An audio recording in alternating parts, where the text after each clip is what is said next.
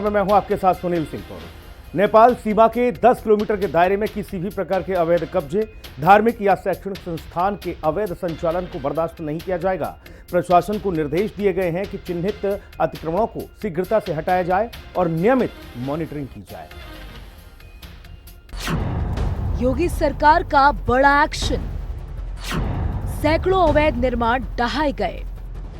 सीमा क्षेत्र में व्यापक अतिक्रमण हटाओ अभियान, अवैध धार्मिक संस्थानों पर भी सख्त कार्रवाई।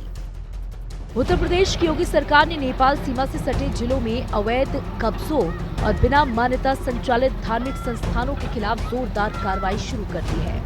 25 से 27 अप्रैल के बीच हुए विशेष अभियान में कई जिलों में बड़ी तादाद में अतिक्रमण हटाए गए हैं। सरहद की बेशकीमती भूमि पर इन लोगों ने लंबे समय से अवैध रूप से कब्जा जमाया हुआ था, जिन्हें अब सरकार मुक्त कराने का अभियान छेड़ रखा है।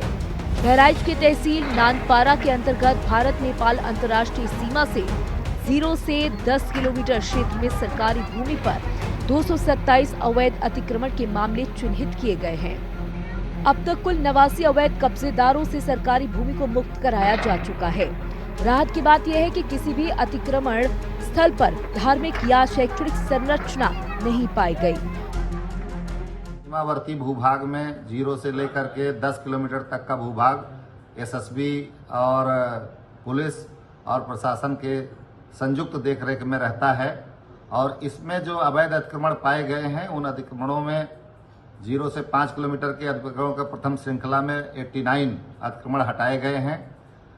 जहां पर भी जो अतिक्रमण वो अवैधानिक रूप से लोगों द्वारा किए गए हैं, चाहे किसी व्यक्ति द्वारा किए गए हों, चाहे कोई स्कूल चल रहा हो, चाहे मदरसा चल रहा हो या उन भूभाग पे अथवा किसी व्यक्ति द्वारा प्राइवेट रूप से कब्जा किया गया है, उन सभी को सख्ती के साथ उनको अवैध कब्जा से मुक्त किया जा रहा है, हटाया जा रहा है।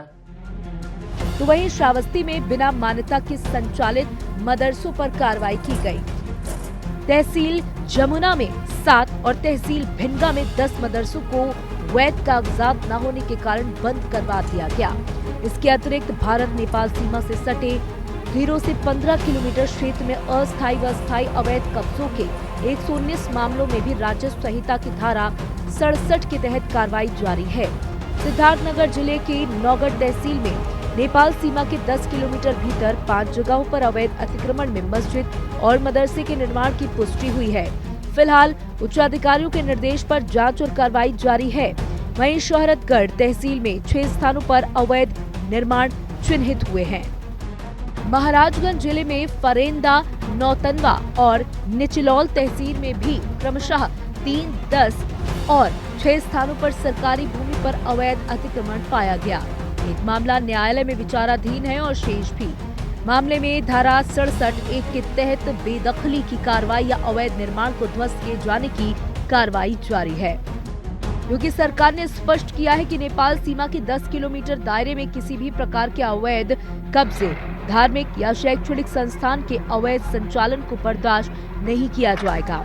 प्रशासन को निर्देशित कर दिया गया है कि चिन्हित अतिक्रमण को शीघ्रता से हटाया जाए और नियमित मॉनिटरिंग की जाए।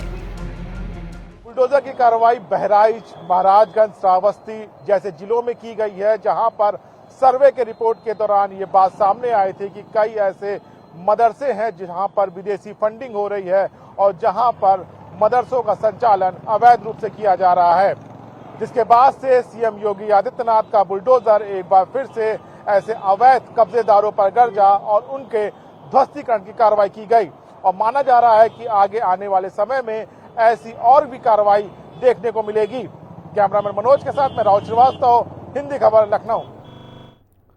केंद्र सरकार के निर्देश पर उत्तर प्रदेश से पाकिस्तानी नागरिकों को देश से बाहर कर दिया गया है। मुख्यमंत्री योगी आदित्यनाथ के सख्त निर्देश और पल पल मॉनिटरिंग का नतीजा यह है कि पूरे देश में उत्तर प्रदेश पहला राज्य है जहां 24 घंटे के अंदर ही प्रदेश में रह रहे 100% पाकिस्तानी नागरिकों को देश के बाहर कर दिया गया। सीएम योगी आदित्यनाथ का एक्शन, सीएम की मॉनिटरिंग का बड़ा असर। यूपी से चुन चुनकर पाकिस्तानियों पर प्रहार।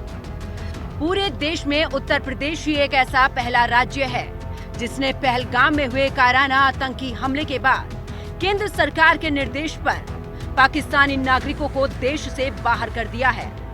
मुख्यमंत्री योगी आदित्यनाथ के सख्त निर्देश और पल पल की मॉनिटरिंग का ही नतीजा है कि पूरे देश में उत्तर प्रदेश पहला राज्य है जहां 24 घंटे के अंदर प्रदेश में रह रहे 100% पाकिस्तानी नागरिकों को देश से बाहर कर दिया गया है। वहीं अंतिम बचे एक पाकिस्तानी नागरिक को बुधवार को वापस भेज दिया जाएगा। पुलिस विभाग और खुफिया एजेंसी द्वारा लगातार उस पर नजर रखी जा रही है। पहलगाम में हुए आतंकी हमले के बाद केंद्र सरकार ने पाकिस्तान के खिलाफ कड़ा एक्शन लेते हुए कई अहम निर्णय लिए। इस दौरान केंद्र सरकार ने देश के सभी राज्यों को एडवाइजरी जारी करते हुए पाकिस्तानी नागरिकों को वापस उनके देश भेजने के निर्देश दिए। इस पर मुख्यमंत्री योगी आदित्यनाथ ने गृह विभाग सहित अन्य विभागों के अधिकारियों के साथ उच्च स्तरीय बैठक की। सीएम योगी ने बैठक में अधिकारियों को सख्त निर्देश दिए कि प्रदेश में रह रहे पाकिस्तानी नागरिकों को तत्काल प्रदेश से बाहर करने के साथ उन्हें उनके देश रवाना किया जाए।